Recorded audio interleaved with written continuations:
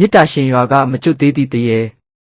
မေတ္တာရှင်ရွာဆိုသည်မှာအမိနှင့်လိုက်ဖက်အောင်ရွာသူရွာသားများကသဘောထားပြေဝကြပြီးအလူတန်းရဲ့ရောကြသဖြင့်နေတဝိုက်တွင်နာမည်ကျော်ကြသည်သို့သောထိုရွာ၏အနောက်ဘက်ရွာထိပ်ရှိကုတ်ကိုပင်ကြီးအောက်တွင်တော့ညနေ6 နာရီကျော်လျင်မြည်သူများဖြတ်တန်းသွားလာရဲခြင်းမရှိပေထိုနေရာသည်မကျွတ်သေးသည့်ဝိညာဉ်တစ်ခုပိုင်ဆိုးထားသောနေရာဖြစ်နေသောကြောင့်ပင်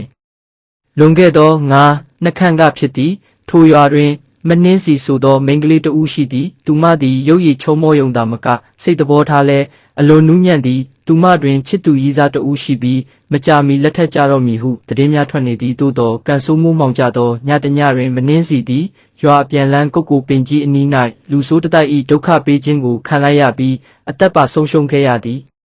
သူမသေဆုံးသောအချိန်တွင်စိတ်ထဲ၌အညိုတေးများကြောက်ရွံ့မှုများနှင့်အတူသူမချစ်သူကိုခွဲခွာရမည်တန်ရောစဉ်တို့ပြင်းပြစွာကန့်ညှိနေခဲ့သည်ထို့ကြောင့်သူမ၏ဝိညာဉ်သည်အောက်လန်းသို့မရောက်အထက်ဘုံသို့မတက်နိုင်ပဲထိုကုတ်ကိုပင်ကြီးအောက်တွင်ပင်တောင့်တင်နေခဲ့တော်သည်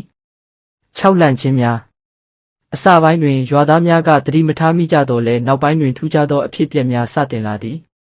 ညနေချိန်တွင်ကုတ်ကိုပင်ကြီးအောက်မှမိန်းကလေးတဦး၏ရှိုက်ကြီးတငင်ငိုကြွေးတံကိုကြားရတတ်သည်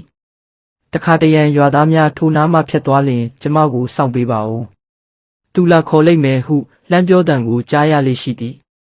အဆိုးဆုံးမှာမနှင်းစီ၏ချစ်သူကိုတက်နိုင်ရွာသို့ပြန်လာသောညများတွင်ဖြစ်သည်ကိုတက်နိုင်အိမ်ရှိတွင်မနှင်းစီကသွေးတန်ရဲရဲဖြင့်ရက်နေတတ်ပြီးအကို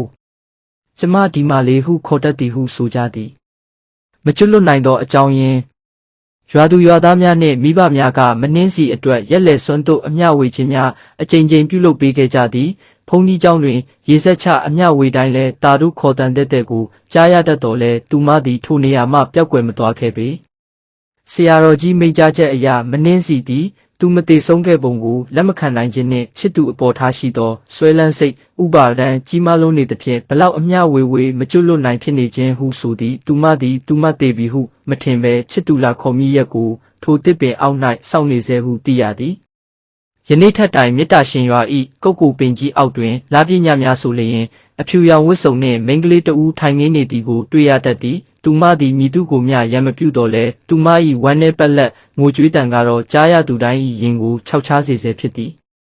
ရွာသားများကတော့သူမကိုတနာသဖြင့်ထိုတစ်ပင်အနီးတွင်ရေအိုးစင်လေးတီထားပေးပြီးပန်းများလဲလှယ်ပေးတတ်ကြသည်သို့တော်မနှင်းစီကတော့သူမ၏တန်ရောစဉ်မကုံမချင်းမေတ္တာရှင်ရွာ၏မကျွတ်သေးသောတရေအဖြစ်ဆက်လက်ရှိနေဦးမည်သာဖြစ်သည်ဒီဇလန်းလေးကိုသဘောကျပါရဲ့လားဗျာနောက်ထပ်ဇလန်းတက်လာဦးမယ်